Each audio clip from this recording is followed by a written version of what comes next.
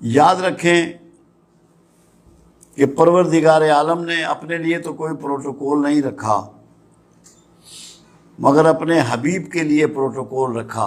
پہلا تو یہ کہ اگر تم نے رسول اللہ صلی اللہ علیہ وسلم کی آواز سے اپنی آواز کو بلند کیا تو تمہارے کیے ہوئے سارے اعمال ضائع ہو جائیں گے اور تمہیں خبر بھی نہ ہوگی۔ دوسرا یہ کہ اگر کسی رسول اللہ کے فیصلے صلی اللہ علیہ وسلم کہ دل میں بھی تم نے سوچا اس کے اگینسٹ، تو تمہارے سینے سے ایمان کو نکال دیا جائے گا، تم صاحب ایمان نہیں رہو گے۔ صرف تمہارے دل میں اتنا گمان آئے کہ جو فیصلہ رسول اللہ نے فرما دیا اس کی مخالفت، اس کے لیے ناپسندیدگی، تو تم میں ایمان نہیں رہے گا۔ تیسری چیز، دو چیزیں ایسی ہیں جو پروردگار عالم ہمیشہ قبول فرماتا ہے، باقی کوئی چیز رد بھی کر سکتا ہے۔ ایک توبہ اور ایک رسول اللہ صلی اللہ علیہ وسلم پر درود و شریف۔ درود شریف کو اللہ ہر حال میں قبول فرماتا ہے۔ یہ وہ کلمہ ہے کہ جس کو اللہ قبول فرماتا ہے، اور جب کوئی شخص درود شریف پڑھتا ہے تو وہ بنیادی طور پہ صبغت اللہ ہو جاتا ہے۔ کیوں؟ اللہ کی صفات ہے، اللہ کا طریقہ ہے، اللہ کی سنت ہے۔ اللہ خود درود بھیجتا ہے، اللہ خود رسول اللہ سے محبت کرتا ہے۔ تو رسول اللہ صلی اللہ علیہ وسلم کی محبت کرنا، درود بھیجنا، یہ اللہ کی سنت پہ چلنا ہے، صبغت اللہ ہو جانا ہے۔ اس کی بہت بڑی مرتبت یہ ہے کہ آپ اس فعل میں، یہ واحد فعل ہے جس میں مخلوق کے ساتھ خالق شامل ہے۔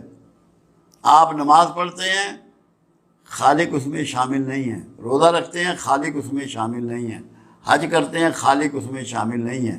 کہیں اللہ نے نہیں کہا کہ میں روزہ رکھتا ہوں، میں نماز پڑھتا ہوں، میں حج کرتا ہوں۔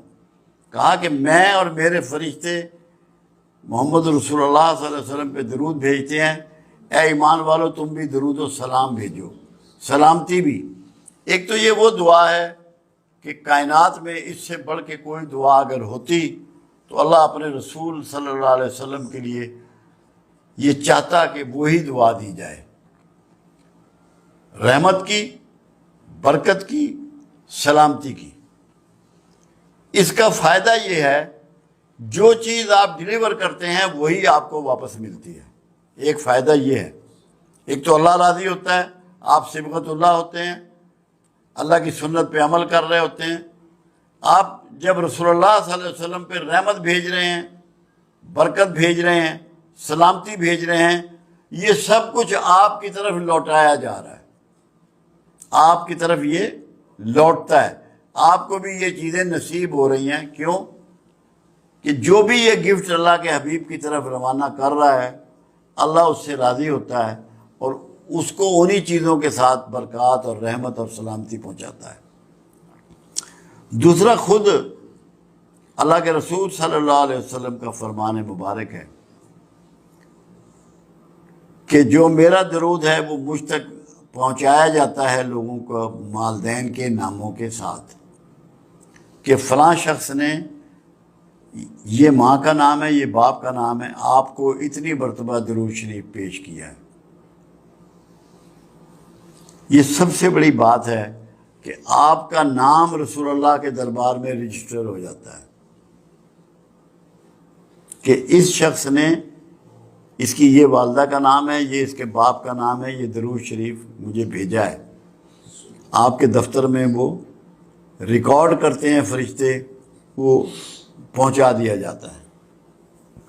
دوسری بات یہ ہے کہ خود آپ کا فرمان یہ بھی ہے کہ شب جمعہ، یعنی کہ جو جمعرات کی رات ہوتی ہے، جس کو شب ہم جمعے کی کہہ رہے ہیں کیونکہ ہمارے ہاں رات پہلے ہوتی ہے، میں خود سنتا ہوں، میں خود سنتا ہوں۔ ایک بات اور ہے، قرآن حکیم میں وعدہ کیا گیا کہ تم جس کسی کو دعا دو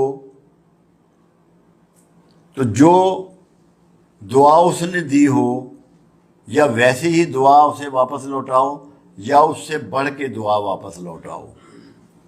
اب یہ قرآن کا قانون جو ہے، یہ قرآن کی صفت جو ہے، یہ قرآن کا آرڈر جو ہے، یہ رسول اللہ صلی اللہ علیہ وسلم کے لیے بھی ہے، سب کے لیے ہے۔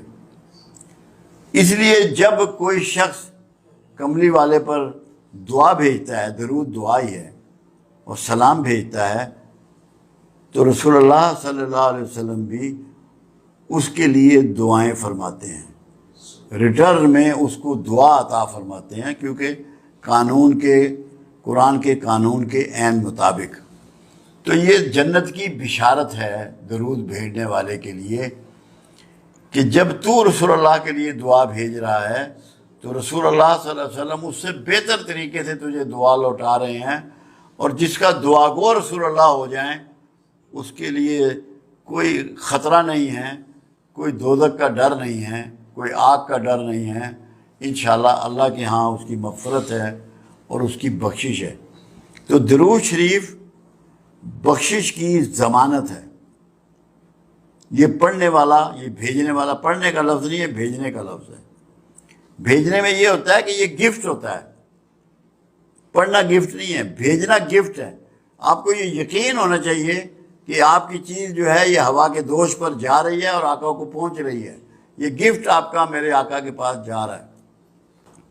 ایک فائدہ اور، جو پنجابی کی ایک مثال ہے، رانجھا رانجھا کردینی میں آپے رانجھا ہوئی۔ جب آپ بار بار سرکار پہ درود بھیجیں گے اور آپ کا تذکرہ کریں گے تو اس سے آپ رسول اللہ صلی اللہ علیہ وسلم کی عکس آپ میں اترے گا، آپ کے اندر وہ عکس اترے گا، وہ صفات اتریں گی، وہ کمال اور خوبیاں آپ کو ملیں گی، وہ حکمت و دانائیاں آپ کو پہنچیں گی، عکس بنیں گے آپ۔ مگر اس کے لیے آپ کو درود شریف کے ساتھ رحمت کے رویے کو اپنانا ہے، معاشرے کے لیے، مخلوق کے لیے، ہر مخلوق کے لیے رحمت بننا ہے۔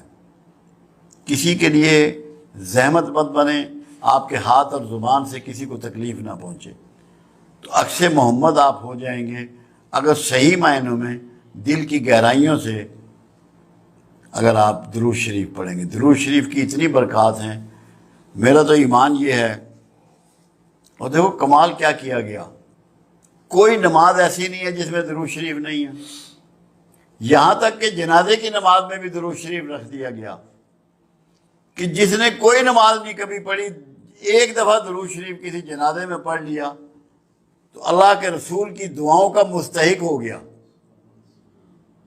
اس کی عاقبت سنور گئی، اس کی آخرت محفوظ ہو گئی۔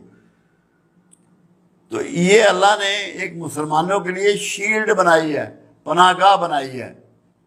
تو درود شریف جو ہے یہ ہماری پناہ گاہ ہے، اس میں داخل ہو جاؤ اور دوزخ کے عذاب سے اپنے آپ کو چھڑا لو۔